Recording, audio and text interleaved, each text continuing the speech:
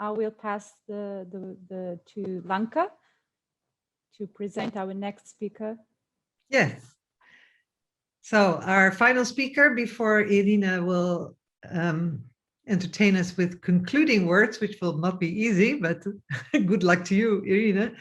So before that, we have Antonio Onorati, who is a member of the Executive Council of the Associazione Rurale Italiana, or ARI, I hope I said it with a proper accent, and of the working group Agrobiodiversity of the European Coordination of Via Campesina. His presentation is called The Impact of Genome Editing on Peasant Farming, the Backbone of European Farming Systems, the Italian Case. The floor is yours, Antonio. Yes, thank you. I just try to go, no, not this one. This is... this was what you shared just now. Yes, this is my... Oh, I just want to give a small answer about the academician and the scientists. I think this really not so dramatic because our scientists, our academics that are on the that have responsibilities and they have work. They work with us, for example, all the action in front of the French Conseil d'État in the European Court of Justice. Argumentation is not come from three farmers. This come from a very strong work with lawyers and with scientists. I think this is something that we have to take in mind. But I come to my presentation. Sorry for the English. As we say, this is my first language. It's very hard to speak. Just to say, I am farmer for life. I have done many other different work to survive. And we are at the family small farmer from agrarian reform. That means we have had our land just 60 years ago. My question is essentially to show, and I share what all the interventional says, really I deeply share is our strategy to look what the different components of analysis we will use, and we will go on the field. Again, these invisible GMOs, where they will finish. And they will finish in real agricultural system in Europe. This real agricultural system in Europe is under threat, is under crisis. Not all, of course, not all. The crisis is for the smaller.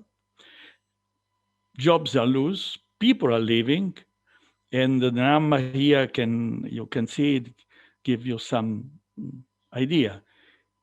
In 3 years, we have lost 2 million people in European agricultural sector. And in the case of family farms, you have to think there's 2 million people or more, because they are people at work. But in the family farm, the small farmer, you have one people formally recognized by Eurostat, you have another one that is not seen by Eurostat.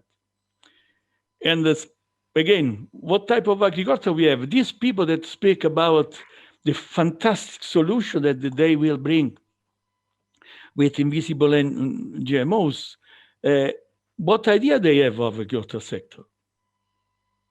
What idea they have? 77% of the farm are less than hectares. And if you go in some country, you can go up 85%. And the economic size is worst.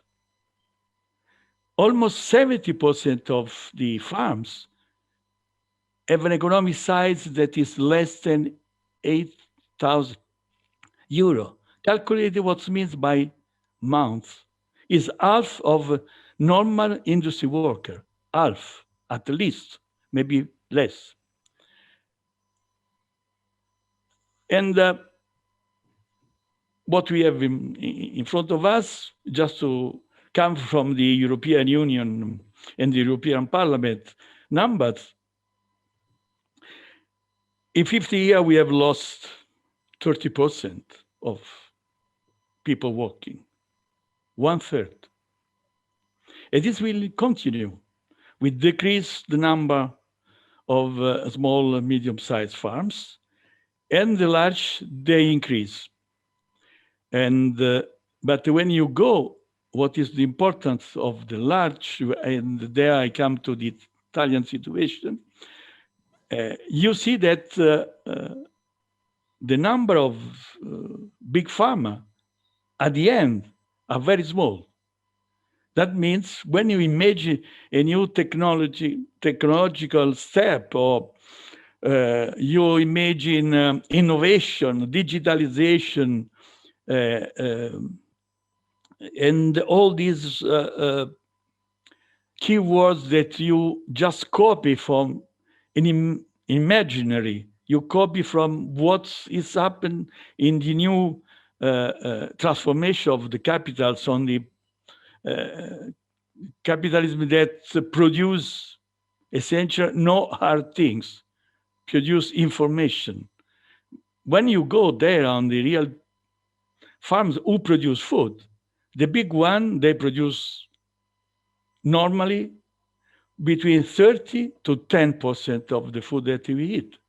That means you are speaking with a very small number of agricultural producers that have a kind of specific system that can adopt this new technology. I have not to come back to say that we oppose, we will speak this about Italy next. And give an example. In Italy, we have just 50,000 farms that are big enough. Italian agricultural sector, by add value on agricultural sector, we are the first in Europe. It's not an arrogance of nationalism, just to have a dimension. The big agricultural sector in Europe are France, Italy, Germany, Spain. These are the bloc. And these are the targets of the innovation, because there you have big business. There you have million people to work. There you have enormous amount of profit that agricultural sector is producing. But this production system, they have a small part of big farms, and the rest are the small and the medium one. And Italy is one very good example of this. And of course, the big farm have more land than the others in proportion. That is easily to understand. But in front of this, what is the reaction on the gene technology? The reaction of gene technology, and here I start to speak a little bit of our stories. Italy has a very specific stories on GMOs. And as you know, a very small group of organizations, they have started at the end of the 80s to look inside this technology. The fight in Brussels of these very small groups bring to 10 years late on the legislation, on the regulation on, and the directive of patents on one side, and the other side, GMOs directive that we speak all time. And we were there. This for age, this is one of the chance to be not so young. And in 2001, Italy has a legislation to try to block the cultivation of the GMOs. And from this time, we are still there. No cultivation, no field test, no GMO seeds in the catalog, and the system of public control. This is what we have in the law in Italy. And in this situation comes the new breeding techniques or GMOs, new GMOs, you call what you want. And to defend ourselves, what we have strongly fight for is not to go as a peasant, in a confrontation with academicians, going to the nitty-gritty discussion about if this is new techniques, this is like the nature. We say, look, on our side, we have scientists. Speak with them. This is a question, if you want, of researchers, academics. But the question that we have in front of us is legislation. It is a purely political question. And the question is, what society you want? What the society want to eat? How you want that food is be produced? By whom? What guarantee you want for your food? What you want for climate change? What you want that agriculture sector do for climate change? And also, now, what is the role of agricultural sector in front of the economic and the social crisis? These are the main questions that we have to put to the European Union and to our parliament or to the government. We just reject the idea that our minister start to discuss about the mutagenesis that he sees in the Court of Justice definition is correct. This is not the role of the Minister of Agriculture. The role of our ministry are to decide what we want to eat, how we can produce what we eat. And there we came with our alternatives way. What is the main attack, impact of the new GMOs? This will put a collapse of the peasant seed systems. And just to be clear, the peasant seed system is not a kind of folkloric way where some peasant or some gardener do its own seed and they have in front of their own window, they plant 3 tomatoes. No, we are speaking about economics, strong economics. The table you see, this came from OECD. It is the worldwide. And you see, the less farmer saved seed is soybean. It is more than 10% at the global level. Here you are speaking about Brazil, Argentina, where the control of agri-industry is so strong. If you move more, you have to link this capacity of farmer seed system as an instrument, a real instrument that can give the chance to small-scale farmer to continue to produce.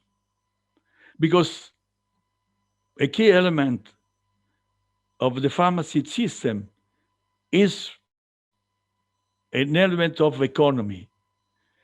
Produce, reproduce, sell your own seeds to other farmers. This gives you the chance to reduce the cost of production. Of course, this has a very strong impact also on the dynamic management of agrobiodiversity at the farmer level. This is the way how nature works. It was said before in other intervention. We work with the nature. We doesn't work against the nature. And when you work with the nature, on the middle term, your cost of production, they will reduce. Organic production is there to demonstrate. Any contamination of farmer seeds system lead to an economic damages. And this is something that we have to link with the crisis of agricultural sector, the crisis of small-scale farmers, and as you have seen in the first slide, small farmers are the agricultural sector in Europe, not the big, not the industrial one. And again, just a small clarification about farmer seed system. We recognize it is our strong position. There are 2 seed systems. One is a peasant system, and another one is the industrial one. The industrial seed system want to colonize the peasant system, because it's the place where the extension of market and profit for seed industry is possible. Because industrial agriculture cannot use more maize, more certified seeds of wheat. If you want to sell more, you have to go on medium and small-sized farms. Because the big one, they cultivate a little bit more, but they will never cultivate all the agricultural land in Europe. And they represent, at the end, they are politically very strong. They do lobby, they control Copa Cogeca, they do everything. But on numbers, on capacity of production, they are not so strong. Industrial agriculture survive by the public money, by the support of the public policy. Otherwise, economically, they will collapse. And they know perfectly. They know perfectly. And this is why seeds industry need to come and to invade, to colonize peasant seed system.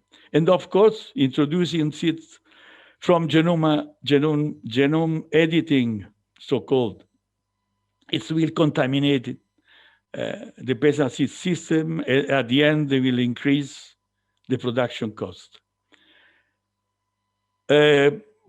GMO-free Italy, just to come something that I have here, sorry that there was no connection with the work done by Heike with Italy, because in Italy, by default, national food production is GMO-free, by default. And of course, there are big industry that label GMO-free, but other doesn't. A good example is Barilla. Barilla says, we don't label GMO-free because we want nothing to disturb the image of Barilla as the only label on pasta. And till now, the ban is there of any cultivation, but there is a strong push. We have had to react, a very dramatic push in December. The new seed legislation that was proposed by the Italian Parliament, that was under the vote, Senate and the Chamber of Deputies, just before Christmas time. You can understand alone why it is done. We have to react. Our action was in 23 December, and after in beginning of the year, and at the end, the result was not so bad. We have canceled all the openness in new seed legislation to the any type of GMOs.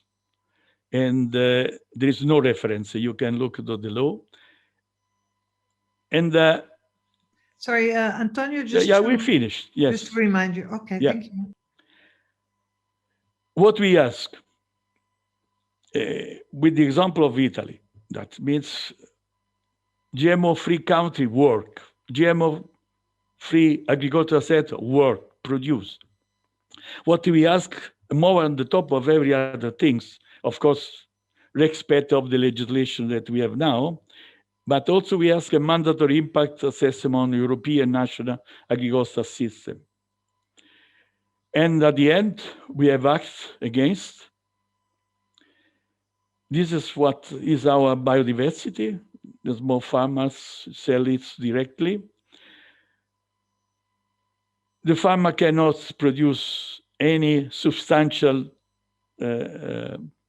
support to the transition for agroecology or better sustainable agriculture if their fields are invaded by contamination, because they will destroy their own capacity to produce their own seeds, and they have the seed system.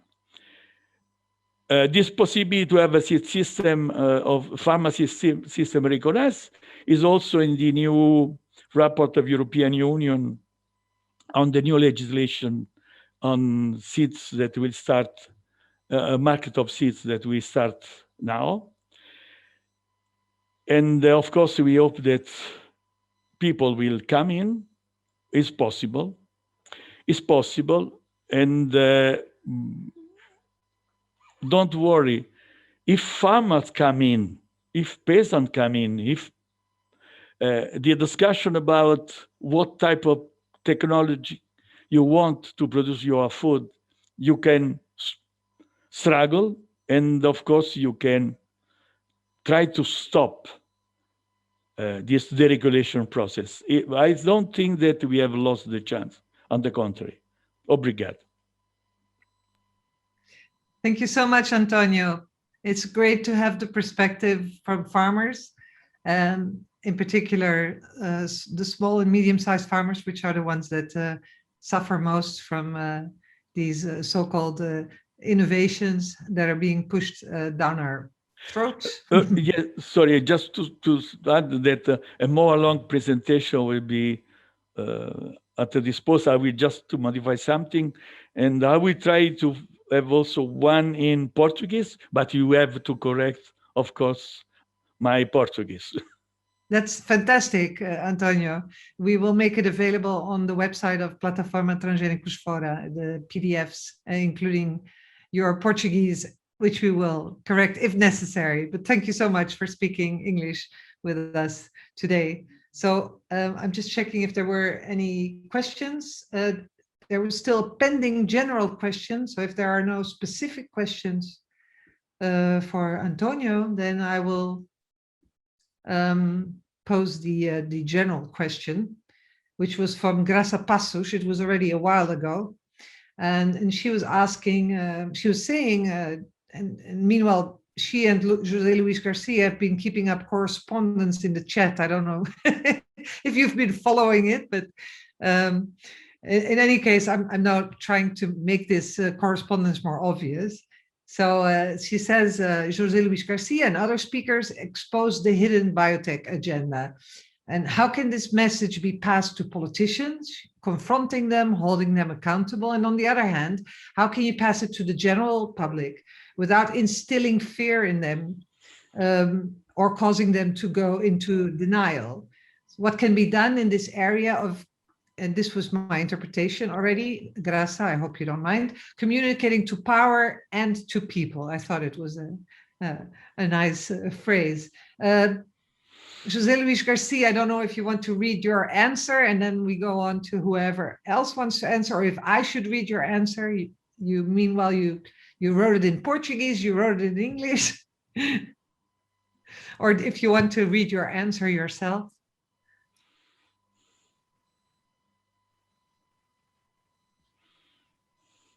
Oh, you are muted? Okay, yes. No. You can read my answer, why not? Okay, so José Luis Garcia said, the biotechnological agenda cannot be considered a hidden agenda. It is an agenda for the biotechnology industry supported politically and economically by the governments of the USA, the European Union, Japan, China. This is not a conspiracy theory. It is an agenda for the formation of a bioeconomy made possible by the constellation of the technosciences of life and guided by a market economic conception. All the industries of the 20th century followed this path. All of them produced enormous changes in the individual and collective lives of human beings and in nature. What is scary in industries associated with biotechnology is the possibility of doing bricolage with biological life forms. It is the fear of uncertainty that is being enhanced by the manipulation of life forms that have evolved over thousands and thousands of years. The struggle for regulation is a struggle for responsibility, considering the possible harmful effects of the unrestricted implementation of genetic editing via, for example, CRISPR-Cas. I think that was an excellent contribution, José Luis. I don't know if any of our other speakers would like to. I think this is a very key question to our entire debate. Antonio, yes? I would like to come back following what José Luis says on the action in front of the parliament, because at the end, this is essentially a question of legislation. And our experience is that we have to fight also on the rules. Sometimes social movement, they are not happy, or they don't use to fight for rules, because we have problem to the way how this discuss. It's very heavy to discuss with the parliamentarian, at least what we know. And but at the end, this is crucial. And now if we have a legislation, a directive in the European Union, is because there was a fight 10 years ago when this was done. And the fight was also from the civil society, from the farmer organization. The same in Italy, if I can say. It is a front that we call the institutional guerrilla, where we have to learn and where we have to apply our intelligence, our mind. Of course, it's a little bit more complicated than just to do a street meeting, but it's something that is needed. I don't believe that any political group, they will solve the problem by alone, as what Jean-Louis says before. Yes, I strongly agree with Antonio. The point is that in our time, technology is legislation. And legislation comes after technology, because technology is our idol in our time. No? Everything in our mentality, everything depends of high technology in our time. We have a lack of imagination of political measures, a lack of imagination of political reforms and political imagination and political utopias. Our utopias are technological utopias in our time. This is a very important problem. If I can add something a little bit more optimistic, I agree with.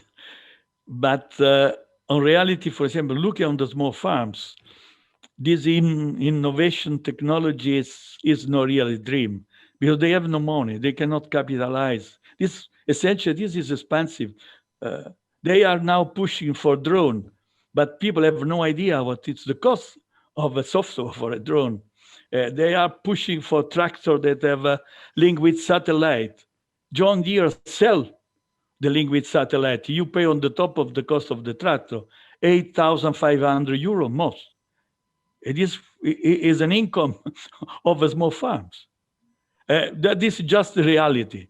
Of course, the politician, they are on the dream of technology. I totally agree.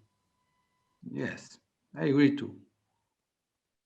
So we're actually running towards the end of question time, but I think it's important that we explore as much as possible these issues. So if there's any famous last words from Nina, Eva, Diederik, Heike, you're welcome to give us a brief comment. I could say two things, if I may.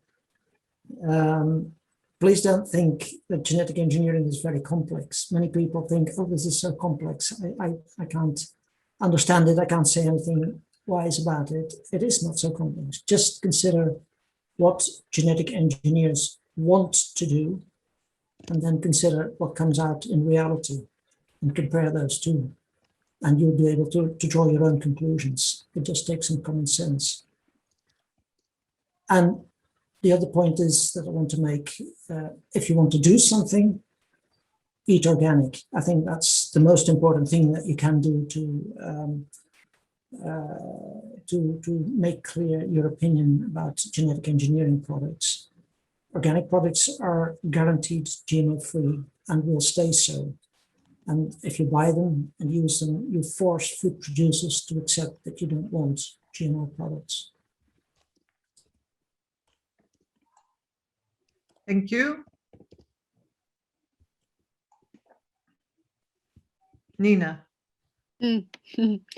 Yes, I just wanted to add that it's really important to reclaim the terms of innovation and technology, because in agriculture, farmers have used so many methods, and are developing new innovations, and it's just because these terms are now being captured and made into something that just belongs to biotechnology. And that is because that is the preferred tool, because that is how you can tweak varieties easily, and they are patented. So it is just a way to suit the market the way it is at the moment. I really like the comparison or the metaphor of the hammer and the nails. It's often used in this regard. The hammer, you invent a hammer, so you're looking for nails, and every problem becomes a nail because you need to hit on it with a hammer. So you're looking at every problem, and then you will find a solution with genome editing or with whatever genetic tool, just because this is what you've been educated in, or this is what the company wants to invest in. So it becomes a self-fulfilling system, and it's not necessarily, one of the so a Wageningen University researcher that was in one of these meetings with regulators, he said, yeah, we need agroecology 2.0 with genome editing. And he said, we have a perfect project in the Netherlands on agroecology, but I know the researchers in charge of this agroecology project, and they don't work at all on genome editing to integrate it, because they work on soil, they work on intercropping, they work on, their priorities to solve problems are not guided by one technology or the other, and they never arrive to genome editing as a logical solution. They arrive to very different methods. So maybe that as a last thought on the terms of technology and innovation. Excellent. Eva, Heike? I think I could add that, we are really running out of time because of climate crisis. So we really need to do things which are really helpful in agriculture. We need systemic changes and not just new technologies. So keeping the new technologies regulated is important to have the opportunity to build on alternatives and doing more research in that field. If there will be a deregulation, we will have troubles to do so. So I think we need regulation for keeping paths open for alternatives. Excellent.